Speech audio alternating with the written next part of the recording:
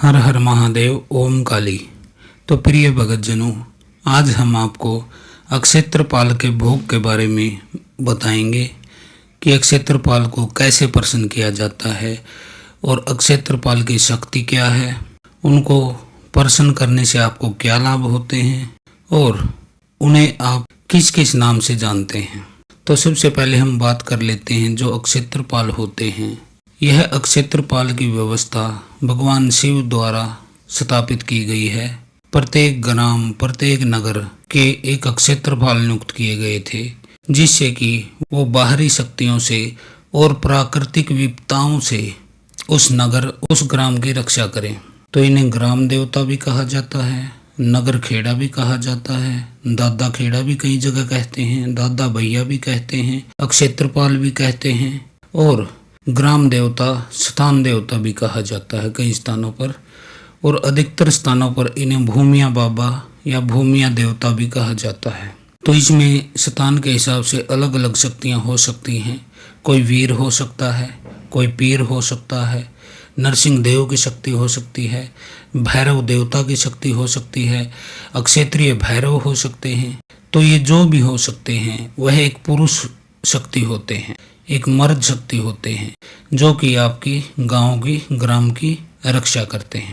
तो तंत्र के मार्ग में जो भी चलता है, कोई भगत है, कोई साधक है, कोई गुनिया है, कोई सोखा है, या आप स्वयं कोई तंत्र कर रहे हैं, किसी के तंत्र कर रहे हैं या काट रहे हैं, तो दोनों ही स्थितियों में आपको ग्राम देवता की जो है परमिशन लेनी पड़ती है। अक्षेत्रपाल को आपको मनाना पड़ता है।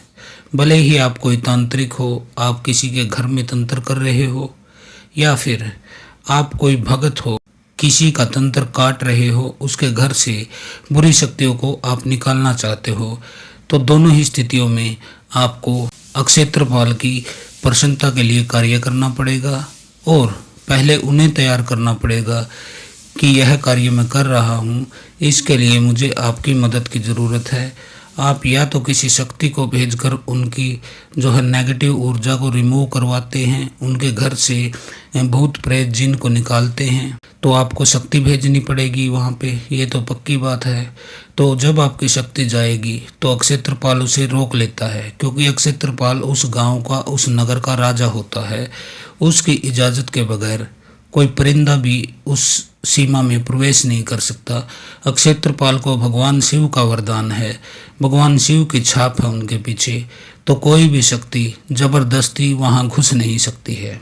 इसके अलावा यदि आपको किसी के यहाँ तंत्र करना है, तब भी आपको बुरी शक्ति आप भेजोगे उसके घर पे, कोई प्रेत भेजोगे, कोई जिन भेजोगे, कोई जिन्नात भेजोगे, कोई बेताल भेजोगे, कोई वीर भेजोगे, कोई ओघड़ भेजोगे, कोई अघोरी भेजोगे, कुछ भी आप भेजो, तो उसमें भी आपको अक्षेत्रपाल को प्रसन्न करना पड़ेगा, उनको अपने साथ मिलाना पड़ेगा। तो यह होती है अक्षेत्रपाल की शक्ति। अब मैं इसके भोग के बारे में आपको बता देता हूँ। जो इनको प्रिय भोग है, जो चढ़ाने के बाद ये प्रसन्न हो जाते हैं, तो एक तो कच्ची लस्सी होती है। आप किसी लोटे में जल भरें, उसमें 2 चम्मच दूध मिलाइए, आप सफ़ेद उसका कलर हो जाए, और उसमें 4 दाने चीनी के डाल दीजिए। यह कच्ची लस्सी तैयार हो जाती है। कच्चा दूध बोल देते हैं इसको, कच्ची लस्सी बोल देते हैं। तो इसको तैयार कीजिए, यह भोग होता है। इसके बाद एक दिया होता है देसी घी का, जो अक्षेत्रपाल को लगाया जाता है, और 5 बतासे होते हैं। तो यह इसका भोग होता है। सफ़ेद कपड़ा आपको चढ़ाना होता है। दिन इनका कई जगह रविवार को पूजा की जाती है, कई जगह सोमवार को पूजा की जाती है। यदि आपको अक्षेत्रपाल से काम लेना है, या फिर आपको अपने घर से कोई बुरी शक्ति को निकालना है, या फिर आपको जीवन में कोई समस्या है, आपकी नौकरी की प्रॉब्लम है, व्यापार की प्रॉब्लम है, या कोई बुरी शक्ति आपके काम धंधे को चौपट करके बैठ गई है, संतान की समस्या है, आपकी शादी नहीं हो रही है, जो भी घरेलू आपकी समस्या है, गृह क्लेश है, या फिर आपकी आमदन का गिर जाना है, उसके लिए आप अक्षेत्रपाल की साधना कर सकते हैं, जिससे कि आपको बहुत लाभ मिलता है। तो अक्षेत्रपाल की जो साधना है वह 7 दिन की होती है। आपके यहाँ यदि रविवार से पूजा की जाती है तो रविवार से शुरू करें। यदि आपके क्षेत्र में सोमवार को पूजा की जाती है तो आप सोमवार को करें। तो उस दिन आपको करना क्या है, आपको सफ़ेद कपड़े उस दिन पहन लेने हैं और कच्ची लस्सी, एक दिया घी का, 5 बतासे और एक सफ़ेद कपड़े का टुकड़ा आप लेकर जाएंगे और आपको 7 दिन तक लगातार यह प्रयोग करना है।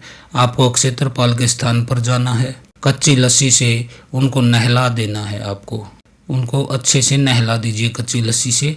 फिर आप घी का दीपक जलाइए और 5 जो बतासे हैं इनका आप भोग लगा दीजिए और वह सफ़ेद कपड़ा जो है वह आप चढ़ा दीजिए वहाँ पर और हाथ जोड़कर उनसे प्रार्थना कीजिए कि हे अक्षय तृपाल, हे नगर खेड़े, हे ग्राम देवता, हे भूमिया बाबा, जो भी आपके अक्षेत्र में बोला जाता है उस हिसाब से आप उनका नाम लीजिए और उनसे प्रार्थना कीजिए कि मेरे फला कार्य के लिए मुझे आपकी सहायता की, आपके आशीर्वाद की, आपकी आज्ञा की ज़रूरत है। कृपा मेरा यह कार्य पूर्ण करें, मैं आपकी 7 दिन तक लगातार पूजा करूंगा।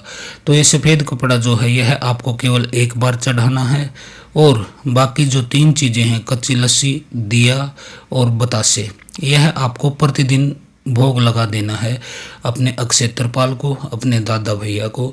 और ये दादा गुरु होते हैं, ये बुजुर्ग होते हैं, सफ़ेद कपड़े ये पहनते हैं और ये पूरे गांव की रक्षा करते हैं। सफ़ेद इनकी लंबी दाढ़ी होती है और यह शक्तिशाली देव होते हैं जो कि आपके अक्षेत्र में वही कार्य होता है उनका, जैसे एक थाना अक्षेत्र में, एक कोतवाली अक्षेत्र में एक थानेदार का होता है, एक कोतवाल का होता है। वह आपके गाँव में कोई भी नेगेटिव एनर्जी, कोई भी अच्छी या बुरी कैसी भी शक्ति प्रवेश नहीं कर सकती जब तक कि आप अक्षय तृपाल की इजाज़त न ले लें। तो यह होती है अक्षय तृपाल की ताकत। हमें आशा है कि इस जानकारी से आपको लाभ मिलेगा और आप अपने जीवन में सुख, समृद्धि, शांति, स्वास्थ्य और संपन्नता को प्राप्त कर सकोगे। तो आज के लिए इतना ही। हर हर महादेव। ओम का